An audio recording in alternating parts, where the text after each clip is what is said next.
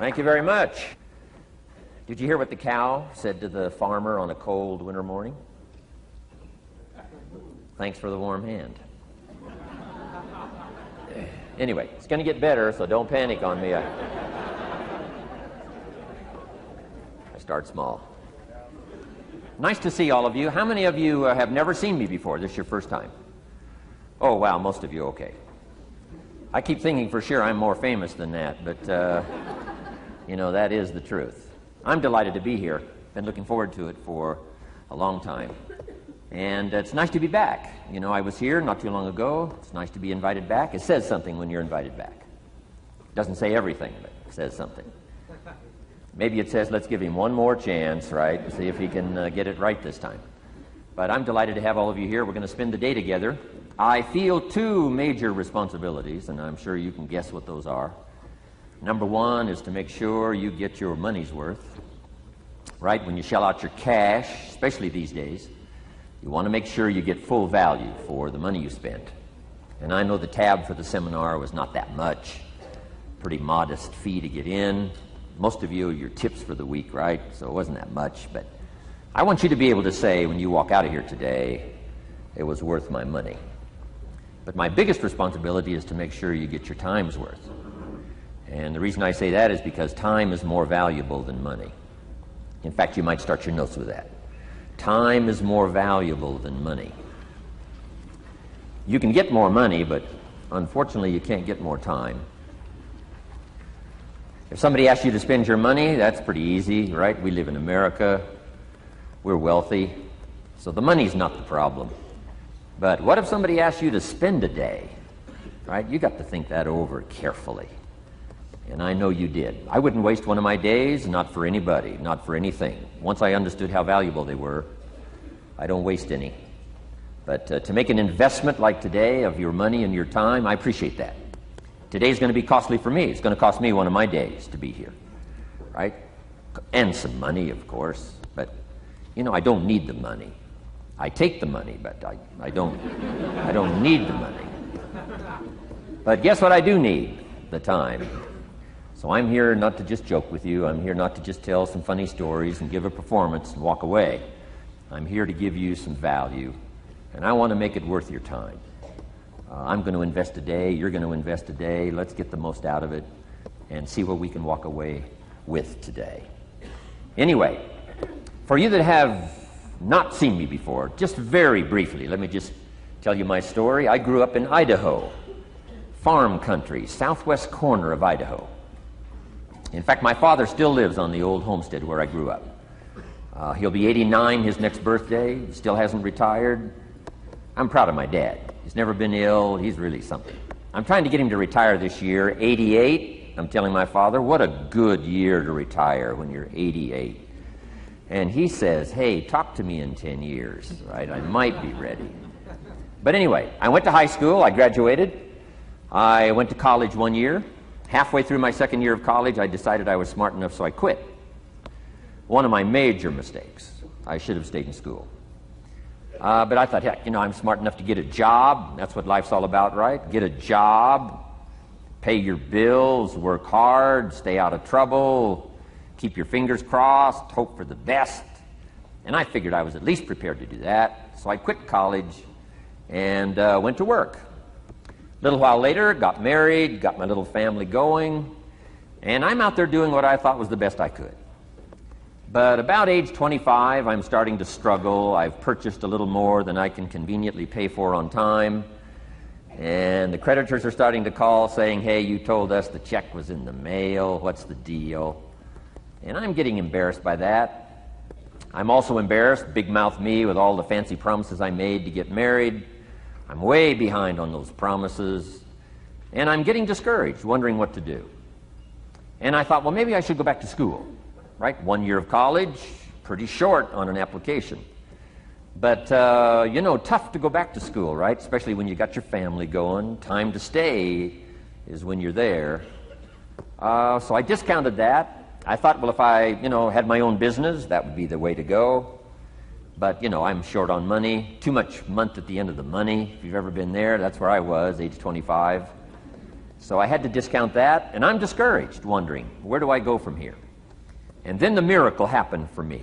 Good fortune came my way. And who can explain good fortune? I don't know. Remarkable things that happen to you at a particular time. Sometimes it's just unexplainable how those things happen. One of my friends says, well, hey, things don't just happen. Things happen just. Another good note for your notes. Things don't just happen. Things happen just. And maybe that's it. I don't know. I'm an amateur on life, I guess like most of us are, trying to figure it out, how to make it valuable. But I was ready. And my good fortune was, at age 25, I met a very wealthy man. His name was Mr. Schoaf, Mr. Earl Schoaf. A friend of mine had gone to work for him, and he started telling me about this man. He said, you got to meet this man I've gone to work for. He's wealthy, but he's easy to talk to. And he's got a unique philosophy of life. And the more he kept talking about this man, I thought, well, I've got to meet this man. So sure enough, shortly after that, I had a chance to meet this remarkable wealthy man, and I was impressed. He was wealthy. Sure enough, he was easy to talk to. I was so intrigued, within a few minutes, I said to myself, if I could be like him, farm boy from Idaho, if I could be like him, I'd give anything.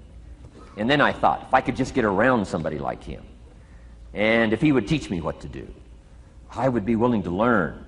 I'm coachable. And that was my good fortune. A few months later, this wealthy man that I met, Mr. Schoaf, took a liking to me, hired me, gave me a job. I went to work for him. And I spent the next 5 years in his employ. And then, unfortunately, he died at the end of that period, at age 49. His last 5 years, but the first 5 years of my new life, I got to spend with this remarkable man, and my dream came true. He coached me. He taught me. He taught me the books to read. He taught me the disciplines. He taught me the changes to make in my language and personality. And the things he shared with me during that 5 years literally changed my life, turned my life around, changed my income, changed my bank account, changed my future, changed everything.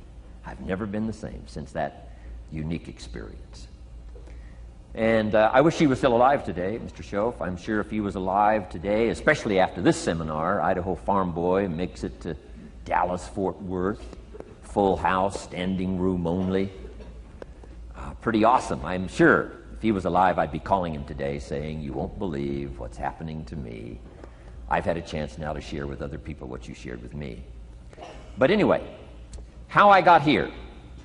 30 plus years ago, I was living in Beverly Hills, California. And one day, a friend of mine, businessman friend, said, Jim, I'd like to have you come and share your story with my service club that I belong to, the Rotary Club. He said, I know your story, Idaho Farm Boy makes it to Beverly Hills.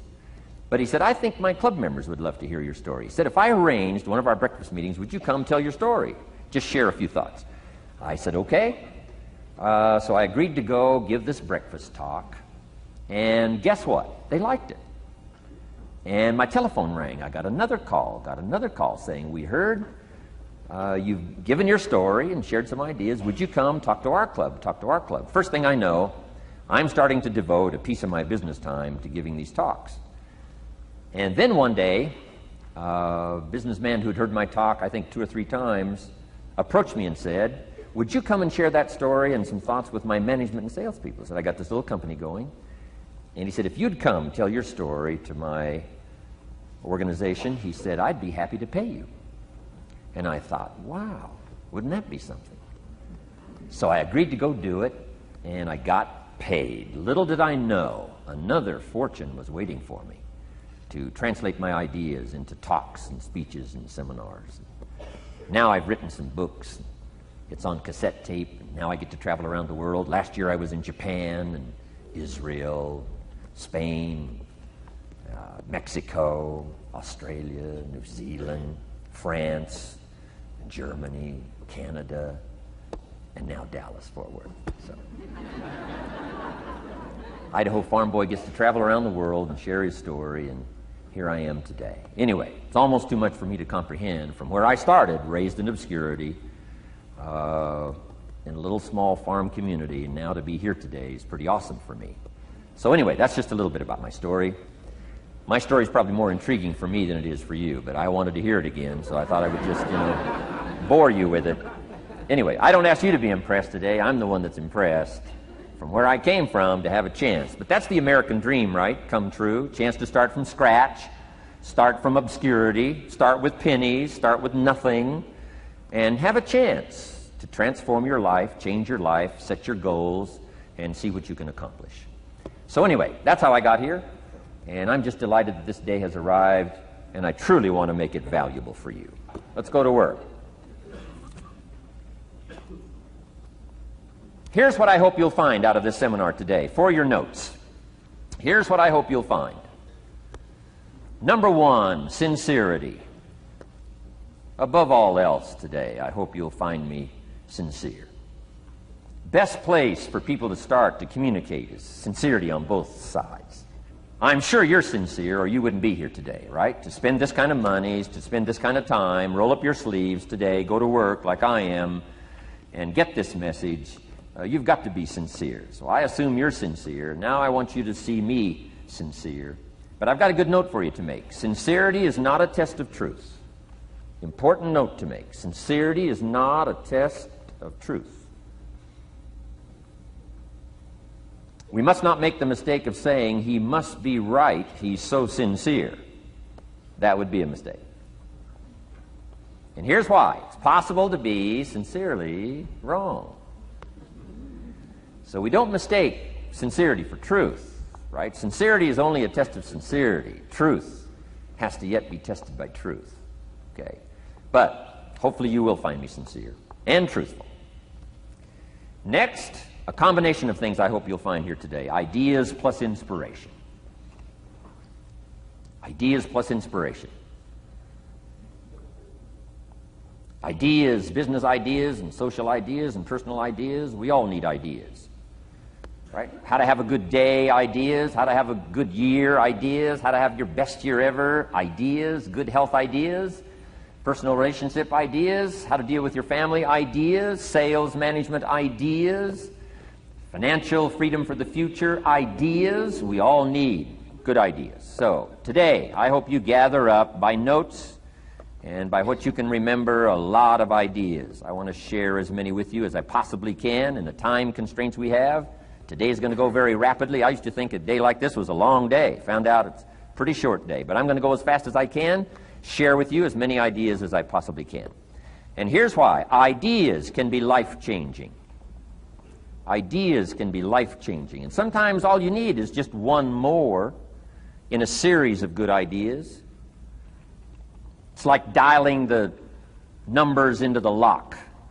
Right? You got 5 or 6 numbers dialed into the lock. The lock still won't come open, but you don't need 5 or 6 more numbers. Maybe you just need one more, and maybe a seminar like this could do it. A sermon could do it. The lyrics from a song could do it. The dialogue from a movie could do it.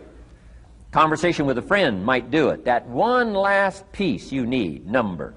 Dial it into the lock. That's it. The lock comes open. There's the door for you to walk through. And maybe this seminar today could furnish that for you. One more idea. I know you've come with a lot already. Sometimes we get the impression, I used to have that I only had this much going for me and I needed this much. Usually not true. And I'm sure not true of this audience, where I find you today, as well dressed as you look today. As fine as you are sitting here today. It isn't that, you've got this much going for you and you need this much. I would assume you've got this much going for you, and maybe all you need is just a few more thoughts, ideas, to furnish you some ways and means to turn your life into the dream you want it to be. So, ideas. The seminar is going to be loaded with ideas. I want you to take good notes. But here's what else I hope you'll find here today, and that is inspiration. And who knows the mystery of inspiration? Why some people are inspired and some are not? You were inspired to get here. Some were not. Who knows the mystery of that? I don't know. How come you made it? The rest of them didn't make it. We don't know what that mystery is. Some people turned it down. Some people said it costs too much. Some people said it's going to take too much time. Some people are too busy, right? A lot of different excuses why some are inspired to take advantage of something that comes to town. Others pass it up. We don't know the mystery to that. Here's what I call it, mysteries of the mind. And I just leave it at that. Some things I don't try to figure out. I take the simple approach now. right? Some people do and some people don't. I mean, that's about as profound as my philosophy is. Some buy and some don't buy. Some go for it and some don't. Some change and some don't. And if you've been around for a while, you can usually work out the numbers, right? Out of 10, 3 do, 7 don't. Whatever business you're involved in, pretty soon you got this ratio going. The ones that do, the ones that don't. And you say, well, why don't the ones that don't, how come they don't? We don't know. I just leave it as a mystery. I used to try to understand all that. I just take the simple approach now. The guy says, this happens to me, this goes wrong for me, and all this stuff goes wrong for me. How come all this stuff happens to me? I say, I don't know, beats me. The best I've been able to figure out is those kind of things always happen to people like you. I mean, right? That's the best I got. I don't know. I'm an amateur on this stuff. What do I know? So, just take the simple approach, right? That's how it is. Who knows? Interesting story says the day the Christian church was started. Now, I'm an amateur on the Bible, but best account I can remember, the day the Christian church was started, a magnificent sermon was preached. Great presentation. And if you're a student at all of good communication, it was one of the classic presentations of all times. The sermon, the first day the Christian church was started. And it said this sermon, this presentation was given to a multitude, meaning a lot of people. But it was interesting, as the account gives us, the record, it says, when the sermon was finished, there was a variety of reaction to the same sermon. Isn't that fascinating? I find it fascinating. It said some that heard this presentation were perplexed. And I read the presentation, it sounded pretty straightforward to me. He said, why would somebody be perplexed with a good, sincere, straightforward presentation? Best answer I've got. They are the perplexed. I mean, what other explanation is there? It doesn't matter who's preaching. Right? It said some that heard this presentation mocked and laughed, made fun of the presentation. I thought, hey, this looks pretty sincere to me. If you give a sincere, honest presentation, why would somebody mock and laugh? Easy explanation. They are the mockers and the laughers. What else would you expect them to do? Right? I used to try to straighten all that out, say, well, they shouldn't do that. I don't do that anymore. I've got peace of mind now. I can sleep like a baby, not try to straighten all this stuff out. I used to be so naive. I used to say, well, liars shouldn't lie. See, how naive can you be? Of course they're supposed to lie. That's why we call them liars. They lie. They lie. So I don't straighten this stuff out anymore. Anyway, it said some that heard this magnificent presentation didn't know what was going on. And they're usually easy to spot. They're usually saying, what's going on, right? I mean, they don't know what's going on. But interesting, right? A variety of reaction to the same sincere, honest presentation. Now, it also says, in wrapping it up, some that heard the presentation believed. And I think that's who the speaker was looking for, the believers. Interesting. Now, it said the number of believers was about 3,000. So, pretty good first day. 3,000. I've had some first days, but I never had 3,000. But anyway, 3,000 were believers. And the speaker was looking for the believers out of this multitude. And that's about as close as we can come to understanding the mystery. Some believe, and some mock, and some laugh, and some are perplexed, and some don't know what's going on. And you just have to leave it that way. Why? Because that's the way it's going to be. The way to be brilliant is to find out how it's going to be and then say, here's how it should be. I mean, that's how you become brilliant. So, anyway, who knows the mystery? I call it mysteries of the mind. We don't understand. But I don't try to change it anymore. On this particular story, as far as we know, they didn't have classes after the presentation to try to de-perplex the perplexed. I mean, as far as we know, they left them perplexed. They left the mockers mocking. They let the laughers laugh. I mean, they didn't come back and try to straighten all this out. You say, well, how can you build a church? Well, make another presentation, and you'll get some believers and some mockers and some laughers and some who don't know what's going on.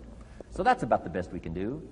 So, but I'm glad I've got the believers here today. You believed enough to shell out your cash and part with your time and some of your effort and energy, and I appreciate that. So, hopefully you'll find some inspiration here today. All right? To get the most out of today, a couple more notes. Number one, be thankful. That's a good way to capture the most of a day like this. Be thankful for what you already have. That shouldn't be any problem in America, being thankful. Everything we need is available in America. Everybody wants to come here, right? The last time I was here, that little presentation I gave, everybody wants to come here, America. People haven't plotted and schemed the last 40 years saying if I could just get to Poland, everything would be okay. No, everybody wants to come to America. Why? Everything's available here. All the books you need, all the sermons you need, all the churches you need, all the schools you need, all the instruction you need, all the inspiration you need, all the capital you need, all the markets you need, all the challenge you need, all the information you need, all the seminars you need. Everything's available here. This is America. So number one, let's be thankful for what we already have. Thanksgiving does this. Opens up the doors, opens up the windows, opens up the channels. Thanksgiving for what you already have. I did a seminar one weekend up at the ranch, up at Clear Lake. Got a lodge up there. Nice setting, high valley, high serenity ranch. For the weekend, Friday evening, Saturday, Sunday. People drove in from around California. I got there late Friday afternoon. Everybody had pretty well already gotten there. I couldn't believe the parking lot. Continentals and Eldorados and Mercedes and Cadillacs and unbelievable. Ferrari, one Rolls Royce, unbelievable. I walked in, good-looking crowd about like this, sitting there ready for the weekend seminar. My opening remarks were, ladies and gentlemen, I think the rest of the world would find it strange that we have all come here this weekend to try to figure out how to do better. Right? I think the rest of the world would say, I don't understand. Guy in his Rolls Royce saying, I got to get to the seminar, find out how to get another one of these Rolls Royces. Unbelievable. Anyway, let's be thankful. Here's what locks up the doors and the channels to receive more: cynicism. That locks you away. That prevents you from learning more. Being a cynic about the past and the future, a cynic about the marketplace, cynical about the people, cynical about the institutions, cynical about the setup, cynical about yourself, cynical about your chances. See, that locks away all the chance for stuff to flow your way. So, good advice, I think, today. Start off, be thankful. Here's number two, listen well.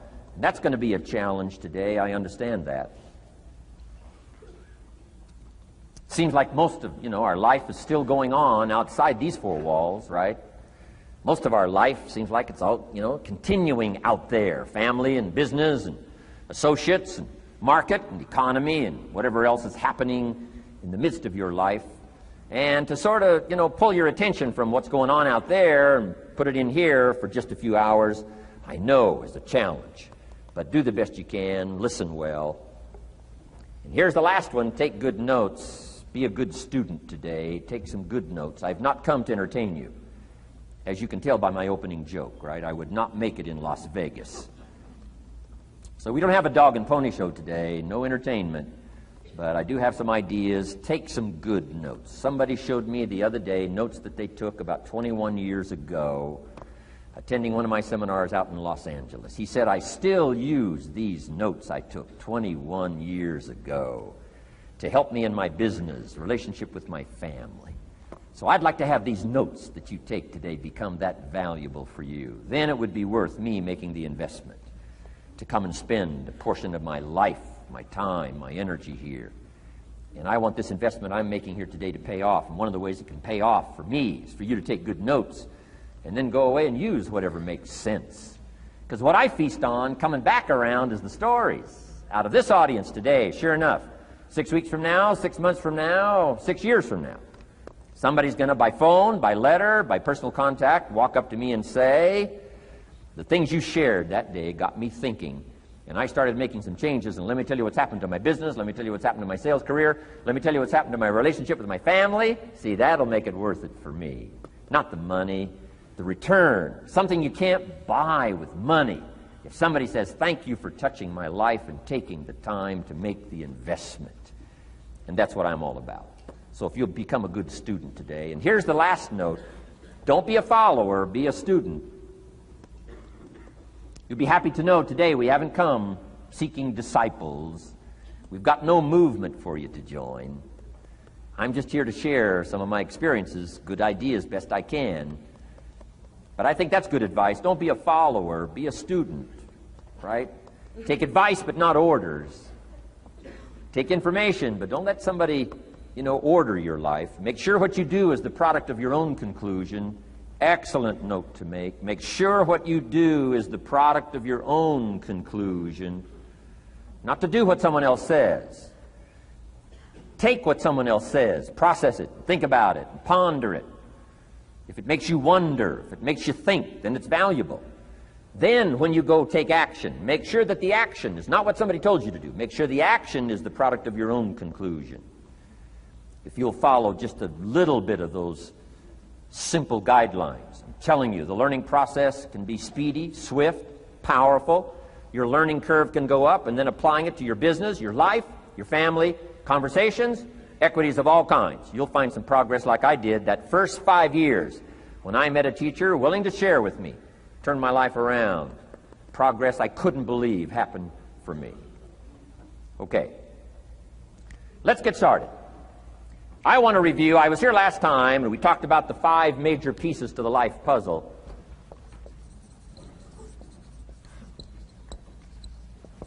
And I just want to review those because it lays such a good foundation for all the rest that I want to share with you today. We got a lot of subjects to cover, so we're going to go rather swiftly, okay? Put on your mental track shoes here and run with me today, because I'm going to deal mostly in concepts. Expect you to, fill in a lot of the details, because I've got a lot to share. I want to get through it all. But let's lay this foundation again of the 5 major pieces. Happens to be the title of my latest book. But I think it is so valuable in laying a foundation. It's some of the things I learned between ages 25 and 30. The teacher who taught me so well. He dealt in these fundamentals, we call these fundamentals. We call these basics. Basics for sports, fundamentals for sports, fundamentals for your business, fundamentals for the way you deal with your family, a few simple things. Few basic things that if you practice every day can make all the difference in the world, how it works out. I boiled it down to 5 major pieces to the life puzzle. Let's just review those. Number 1 is philosophy.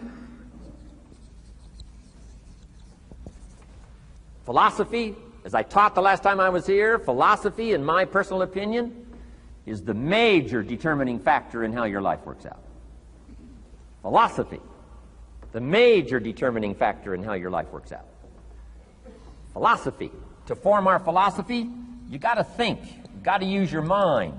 You got to process ideas. And this whole process over a lifetime, starting way back here when we were children, schools that we've attended, our parents, our experiences, all this stuff that we've processed by the thinking process helps to develop our philosophy. And in my opinion, each person's personal philosophy is the major factor in how your life works out. Here's what I called it in that last presentation when I was here. It's called the set of the sail. Each person's personal philosophy is like the set of the sail. Now, I used to think it was circumstances that ordered my life. If someone would have asked me at age 25, Mr. Rohn, how come you're not doing well? Pennies in your pocket, creditors calling, nothing in the bank, behind on your promises to your family, you live in America, 25 years old, got a beautiful family, every reason to do well, and things are not going that well for you. What is wrong here? It would not have occurred to me to blame my philosophy. I mean, it would not have occurred to me. Saying, well, I got this lousy philosophy, and that's how come I got pennies in my pocket and nothing in the bank, and things aren't working well. That would not have occurred to me. I found it much easier to blame the government. Much easier to blame the tax problem.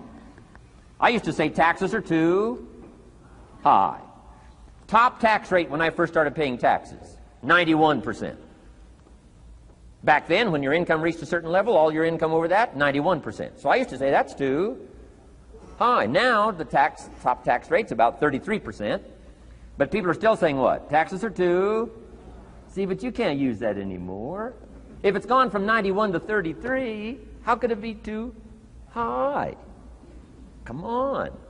I threw all that old excuse stuff away. Some people found it, though, and they're using it these days. My old list. I used to blame the traffic, the weather, used to blame circumstances, right? People say I'm too tall, I'm too short, I'm too old, I was raised in obscurity, raised on a farm, parents of modest means, all the stuff. If you were to ask me, how come you find yourself here, Mr. Rohn, age 25, living in America, land of abundance and opportunity, pennies, zero in the bank, not doing well, creditors calling, it would not have occurred to me to blame my philosophy. I found it easier to blame the company policy. I used to say, if this is all they pay, how do they expect you to do well? So I figured that, my future was going to be tied to what everybody else was arranging, the economy and, right, interest rates. I used to say things cost too much. That was my whole explanation, not my philosophy, until my teacher taught me better that this is where the problem was, my own personal philosophy. Here's what's exciting about each person's personal philosophy. That's what makes us different than dogs and animals and birds and cats and spiders and alligators. That's what makes us different than all other life forms. The ability to think, the ability to use your mind, the ability to process ideas, and not just operate by instinct. In the winter, I'm telling you, the goose can only fly south. What if south doesn't look too good? Tough luck. It can only fly south. But see, human beings are not like a goose, can only fly south. I mean, you can turn around, go north, you can go east, you can go west, you can order the entire process of your own life. And we do that by the way we think. We do that by exercising our mind. We do that by processing ideas and come up with a better philosophy, a better strategy for our life, goals for the future, okay? Plans to achieve those goals. All this comes from developing our philosophy. Philosophy helps us to process what's available. Well, when we get here, we got seed, and we got soil, and we got some rain, and we've got some what? Sunshine, and we've got some seasons, and what? The miracle of life. Now, the key is, what do you do with all this stuff? How do you turn all this stuff that's available here into equity and promise and lifestyle and dreams and future possibilities? All of this that's possible now with human beings, how do you take all this stuff and turn it into this equities and values? Well, it starts with philosophy. What is the seed? What is the soil? What is the sunshine? What is the rain? Is it possible to take some of each of all the stuff that's available and turn it into food and turn it into value and turn it into nourishment and turn it into something spectacular and unique that no other life form can do? And the answer is yes. But you cannot deal with all this stuff and what to do with it unless you start refining your philosophy. Think, use your mind, come up with ideas, and strengthen your philosophy. So the seed and the soil and the rain and the sunshine, this is called, the economy and the banks and the money and the schools and everything that's available out there, processing information, what to do with all that, and turn it into equity and value. That is the major challenge of life, my personal opinion. So each person's personal philosophy now is going to determine what you're going to do with seed and soil and sunshine and rain and miracle, the change of seasons. That's it. My personal opinion. Each person's personal philosophy is like the set of the sail. That's what this seminar is for today. Help you to trim a better sail. You don't need a better economy. You don't need better seed and soil. In fact, when it comes to seed and soil and rain and sunshine and seasons and the miracle of life, that's all you got. Now, what if you blame this stuff? Then you're blaming all you got. If you blame the economy, and you blame the schools, and you blame the teachers, and you blame the sermons and the preachers, and you blame, the marketplace, and you blame the company and company policy, what else is there? When some people get through with their blame list, there isn't nothing else. That's all there is. And if you blame the only thing you've got to work with, I'm telling you, it's called mistake colossal in not understanding that that's all you've got to work with. And if this is all you've got to work with, then you don't change the seed, and you don't change the soil, and you don't change the rain, and you don't change the sunshine, you don't change the seasons. Right? Guy says, I'll take 3 springs, 4 summers, 9 falls, no winters. No, you can't fool with this stuff. You got to take it like it comes. Then what do you change to make your life work well? You got to start with your philosophy. Guess what I had to do at age 25 in order to change my own future? I had to change my mind. I had to change my thinking. I had to change my philosophy. I was messed up on what was causing my problem. And once I got that straightened out, that all the stuff I blamed, the government and taxes and the marketplace and the economy and things cost too much, negative relatives, cynical neighbors, once I got rid of that and started going for where the real problem was, which was me, I'm telling you, my life exploded into change. My bank account changed immediately. My income changed immediately. My whole life took on a whole new look and color immediately. And the early results I got from making these philosophical changes tasted so good, I've never stopped the process from that day until this. And I'm telling you, with a little consideration of the refinement of your sail, by setting a better sail, refining your philosophy, your whole life can start to change from today on. You don't have to wait till tomorrow. You don't have to wait till next month. You don't have to wait till spring. You don't have to wait till 93. You can start this whole process immediately. I recommend it. Now, some people do so little thinking, they don't even have their sail up. I mean, you can imagine where they're going to wind up at the end of this week, at the end of this month, at the end of this year. Now's the chance to change, process all this information.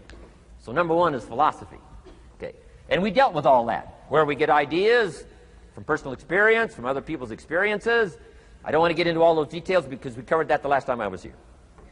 But philosophy, that's number one, my personal opinion. Each person's personal philosophy. Here's the definition of success and failure. Just make this note. Here's failure. A few errors in judgment, repeated every day. Now, you can automatically assume, Mr. Rohn, I say, I can understand that. A few errors in judgment repeated every day. For 6 years?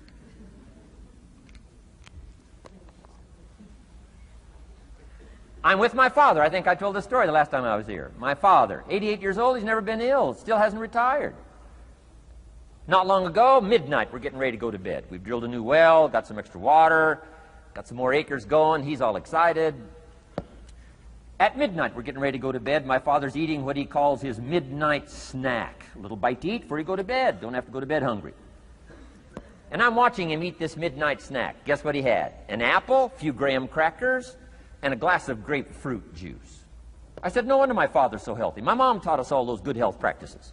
Taught me when I'm growing up, right? I'm an only child. I've never been ill. Passed the big 5-0 some time ago. My 2 daughters, 32, 33, never been ill. My grandkids, never been ill. I'm telling you, the legacy lingers on. As I watched my father have this midnight snack, suddenly it occurred to me. I know that's part of it. An apple, what? A day. That's gotten to Dallas-Fort Worth, right? An apple. An apple a day keeps the doctor away. Good question for this intelligent audience. What if that's true? You say, well, Mr. Rohn, if that's true, that would be easy to do. Then what's the problem? It's easy not to do. It's easy not to adopt it as your own personal philosophy. Or the guy messed up the saying. Guy says a Hershey bar a day. Say, no. No. You've been watching too much television. It is not Hershey bar. You've got to be smarter in philosophy than to fall for the Hershey bar a day when it's an apple a day. You've got to be smarter than that. And if you make that kind of an error in judgment every day for 6 years, I'm telling you, it'll accumulate into disaster. Sometimes the first year you say, well, you know, I'm so healthy now, what difference is it going to make? You've got to be smarter than that. Just because disaster doesn't fall on us at the end of the first day doesn't mean disaster isn't coming.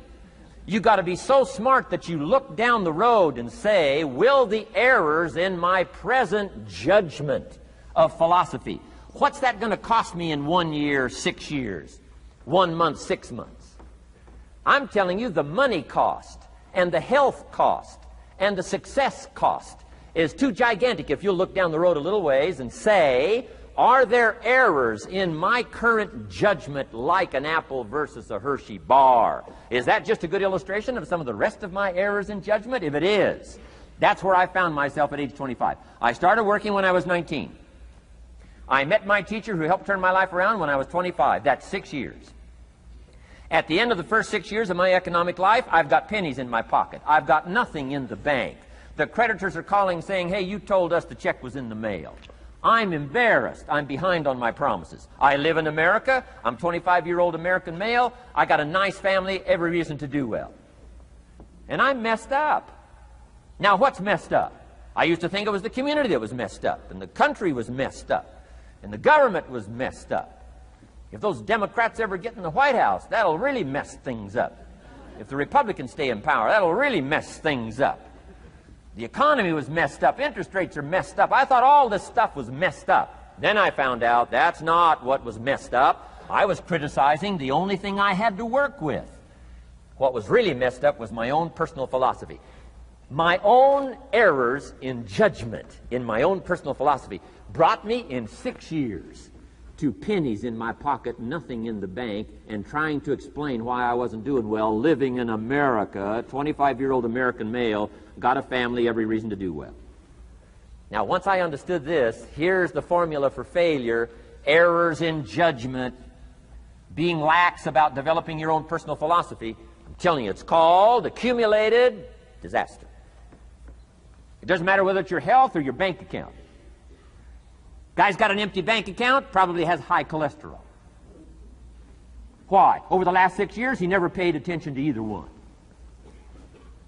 And it doesn't matter whether it's a dollar, or whether it's your money, or whether it's your cholesterol count. All you got to do is commit the errors, and just because disaster doesn't fall on you at the end of the first day that you don't eat an apple. You say, well, I didn't eat an apple today, and tonight I'm not ill. Well, you got to be brighter than that. Someday you got to leave first grade. The reason we make those first grade desks so small so they won't fit at age 25. I mean, right? You don't belong here anymore. Come on. Now let me give you the secret to success. The formula for failure: a few errors in judgment repeated every day for 1 month starts the weakness, starts the disaster process. You can imagine what happens in 6 years. Now here's the formula for success: a few simple disciplines practiced every day. And you've started a whole new process called a whole new life. A few simple disciplines practiced every day. And if you decide today to go for the apple instead of the Hershey bar, I'm telling you, you have begun the process of turning your life around. And if you keep up that process, not only with your health habits, but with your money habits and with your communication habits, with your sales habits and management habits and every other habit that you've got, if you'll start that process, eliminate the errors and replace it with disciplines practiced, I'm telling you, you can start this process of life change immediately. After today, you don't ever have to be the same again. Only by choice. You don't have to walk out of here the same as you walked in today. Only by choice. You can start a whole new process. And you say, well, Mr. Rohn, is it that simple? Yes, it's that simple. Where else would you start but with an apple? You don't have to start with something staggering. What if you should be walking around the block for your good health and you don't? What'll that do in 6 years? I'm telling you, the word is disaster. You could and you should and you don't. Here's an even stronger word. You won't. I mean, don't might mean you're careless. Won't probably means you're stubborn. And either one's called disaster. Could, should, don't. I'm telling you, that's why at the end of 6 years, I found myself with pennies in my pocket, nothing in the bank, creditors calling. Could, should, won't. Could, should, don't is called disaster. Now, how do you change all that? The next 6 years, I got rich. The next 6 years, I became a millionaire. By the time I'm 31, I'm a millionaire. How about that? You say, well, Mr. Rohn, what happened? Well, strangely enough, during that second 6 years of my economic life, the government was about the same. I'm telling you, taxes were about the same. My negative relatives were the same. I'm telling you, the economy was about the same, and prices were about the same, and everything else was about the same. Circumstances were about the same. Then how come I got rich? How come I totally changed my life? I was not the same. Somebody says, well, what did you go to work on to do all that? I started with my philosophy. I started amending my errors by doing some better thinking, changing my mind, coming up with ideas that I didn't have before I met my teacher. And once that whole process started for me, I'm telling you, I changed my whole life. Within a 6-year period, I was never the same. And I've kept up that process all these years. One of the reasons why I'm here is to continue my craft. I don't want the day to come someday somebody says, you should have heard Jim Rohn 10 years ago when he was really terrific. Guess what I want people to say? I heard him 10 years ago, but you should hear him now. I'm telling you the man works on his craft. I'm telling you the man's done some extra reading. I'm telling you the man doesn't miss a trick. I'm telling you he's worked hard on himself. That's why he's able to deliver like he does. The same thing can happen for you as a teenager. It can happen to you as a mother, as a father, as a business person, as a salesperson, running a business. Doesn't matter. Management, wherever you find yourself. This is the process called personal change. And what I say to start with is start with your own philosophy. Your philosophy is going to determine whether or not you go for the disciplines or continue the errors that's called potential disaster. And everybody has it within their power. Well, it was so happy for me to find out at age 25, Mr. Shove said, Mr. Rohn, you don't have to change countries. But you do have to change philosophy. And if you'll change philosophy, not country, you can turn around your income, you can turn around your bank account, you can turn around your skills, you can become capable, powerful, sophisticated, healthy, influential, all the other equities that you could possibly want out of your life, using the only stuff there is and not trying to change any of this stuff. Appreciate all of this stuff with all of its ups and downs, with all of its mystery of why it works and sometimes it doesn't work. Don't challenge this. You don't have to ask for another planet. You don't have to ask for another country. Just ask for another book. Ask for another seminar. Ask for another idea. And you can start this whole process of personal life change. Now, I could spend the whole day on philosophy, because that's where it is. If I could get you intrigued with that enough to study it, enough to ponder it, to where you would pick up the commitment like I did and say, hey, as simple as an apple a day, as simple as a walk around the block, why not start right there? If you don't start there, where else are you going to start? Might as well start where it's easy, and then go to the more complicated disciplines. Because if you can't handle the simple disciplines, how can you handle the complicated ones? Okay. Key. Philosophy. Here's number 2. I got to give these now very quickly because I got too much to cover here to linger too long. Number 1, we're affected by philosophy. First major of the 5 major pieces. Number 2 is attitude. We're affected by how we feel. First, we're affected by what we know and the decisions we make. Second, we're affected by attitude. How we feel. And I gave that quick list. Let me give it to you. It's how you feel about the past. You've got to have a good attitude about the past. Use it as a school, not a club. Don't beat yourself to death with your past. Faults, failures, losses. Let the past be a school. Harsh school maybe. What else is new? Let the past be a school master to teach you. Not to threaten you, but to teach you. Okay. Next, it's how you feel about the future. Set your goals. We'll talk a little bit about that before we finish today. Goal setting. The promise of the future is an awesome force to affect your life every day. Without a future well designed, we take hesitant steps. And all you have to have is hesitant steps. For 6 years, you'll be timid, driven into a corner, not boldly willing to go and take your portion, take your share. Okay? Next, it's how you feel about everybody else. Got to have a good attitude about everybody else, because it takes everybody else to make a market. One person doesn't make a family. One person doesn't make a business. One person doesn't make a corporation. One person doesn't make a community. One person doesn't make a nation. It takes all of us to make a dynamic economy, a nation second to none. It takes all of us to make the churches and make the economy run. It takes all of us to make the possibilities. All the gifts that have flowed in here the last 200 years, unprecedented in 6,500 years of recorded history. There's been nothing like it. The ethnic streams that have flowed in here brought their gifts, brought their talent, brought their skills, brought their inventions, brought their work ethic. All of it mixed together is called America. Been nothing like it in 6,500 years. And to miss the value of it by some, warped attitude about it, I'm telling you, you've missed it all. And if you have an appreciation for it all, you'll draw from it. And if you draw from all the gifts that have been blended together here for 200 years, now for your value and benefit, think of what you can do for your days, for your business, for your conversation, for your equities. You can transform it to an incredible degree. And here's the last one. It's how you feel about yourself. Understanding self-worth is the beginning of progress. Self-worth should be easy. If one of us can do it, all of us can do it. If anybody can think it, we all can think it. I can read, you can read. I can understand, you can understand. From where I came from, the few simple things I did and tried revolutionized my life in 5 years. There isn't anybody here that can't do it. Change from pennies to fortune. Change from nothing to something. Change from broke to rich.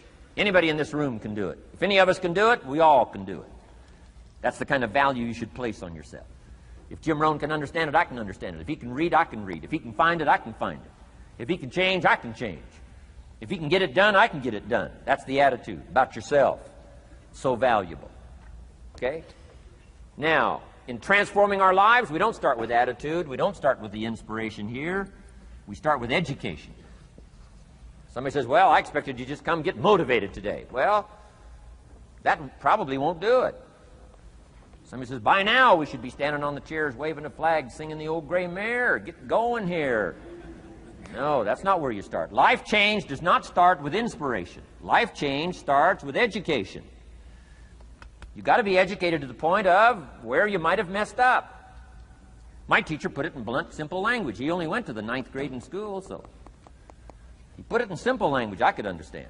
He said, Mr. Rohn, after 6 years living in America, healthy American male, 25 years old, been working 6 years, 1 year of college, pennies in your pocket, nothing in the bank, behind on your promises. Shoaff said, I just got one simple explanation for that. You've messed up. Now, I could understand that kind of language.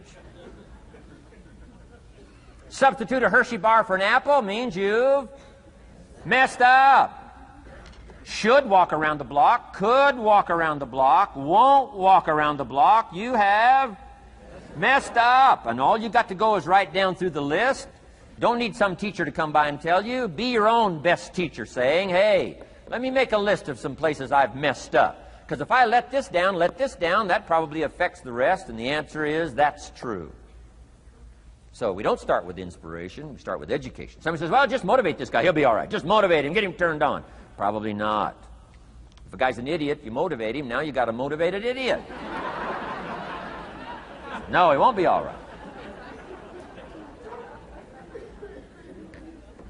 So we start with education. What's the first education?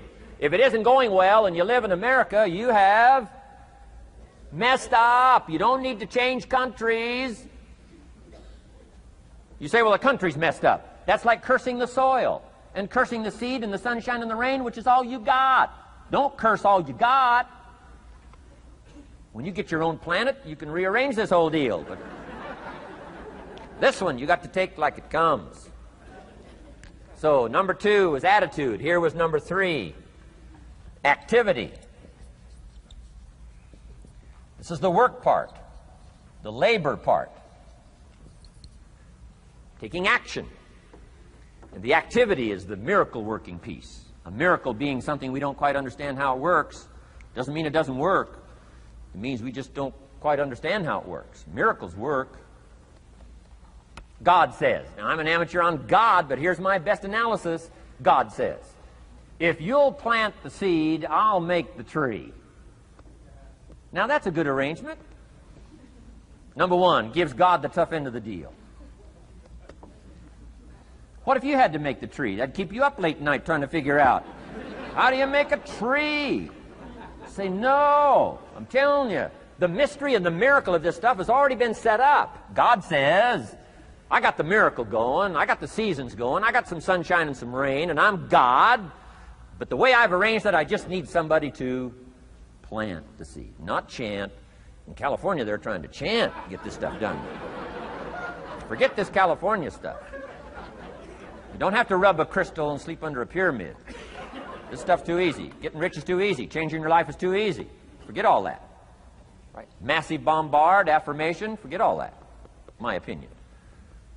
Ocean waves and seagulls? Come on, this stuff's too simple. Just simple, easy stuff.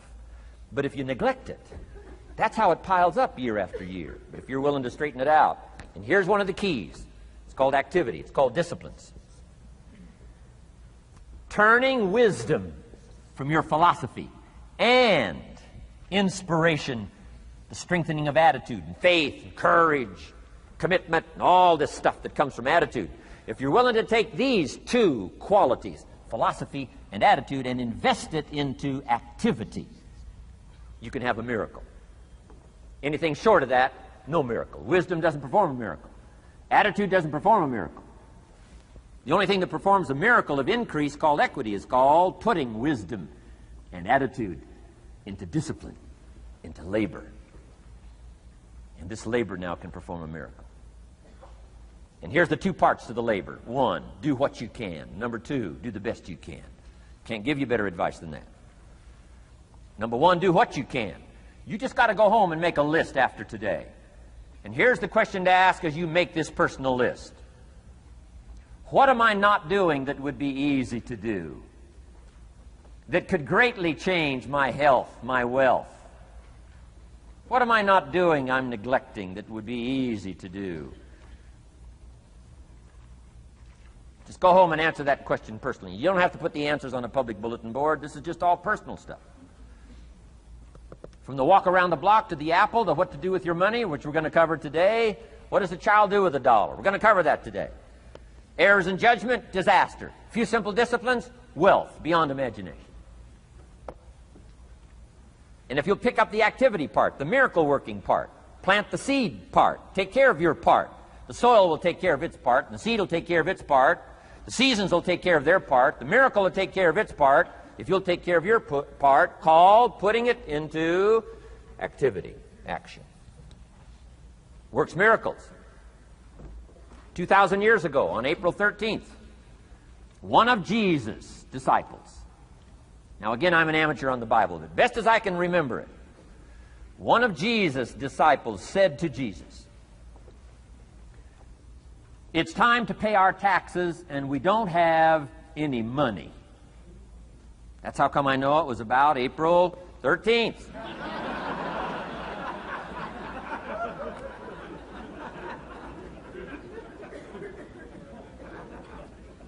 To this statement by his disciple, Jesus said, best as I can read the record, Jesus said, "No problem." Now, why could he say no problem? Well, word has it, he was a miracle worker. Word has it, if you're a good student of history, word has it, he was a miracle worker. If you handed a problem to a miracle worker, what would he be inclined to say? No problem. You got to hang out with folks like that. I belong to a small group like that. We do business around the world. You hand these guys a problem, they say no problem. What? How many books would they read to solve it?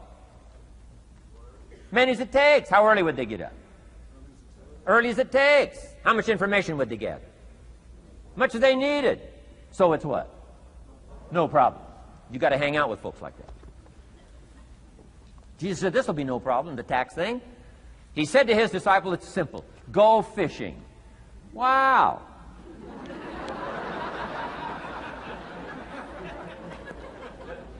Now that was easy for this particular disciple. His name was Peter.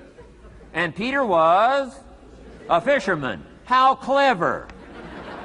How clever. But here's the real problem. If you should fish, and you could fish, and you don't fish, you got no miracle. You could change, you should change, you won't change. That's called accumulated disaster. In 6 years, you'll be explaining instead of celebrating. Having some ragged list like I had, reasons for not doing well, pennies in my pocket. Could, should, don't, disaster. And if you'll just start the process of change, could, should, and will, you can start this whole process. And if you will, then put it into action, the miracle belongs to you. Jesus said to his disciple, it'll be simple. Go fishing, and the first fish you catch, look in his mouth. Peter said, okay. He was used to strange things happening. In this relationship, Peter goes fishing, catches the first fish, looks in his mouth. Guess what's in the fish's mouth? Coins. Peter says, wow, coins. Starts counting the value of these coins, and when he adds it up, guess how much it added up to? Exactly enough money to pay his taxes and Jesus' taxes. Which gives you Jesus' position on taxes.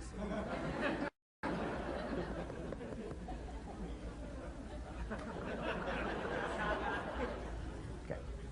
Now we call that what? A miracle, only because we don't quite understand how it works. It doesn't mean it doesn't work. It simply means we don't quite understand how it works.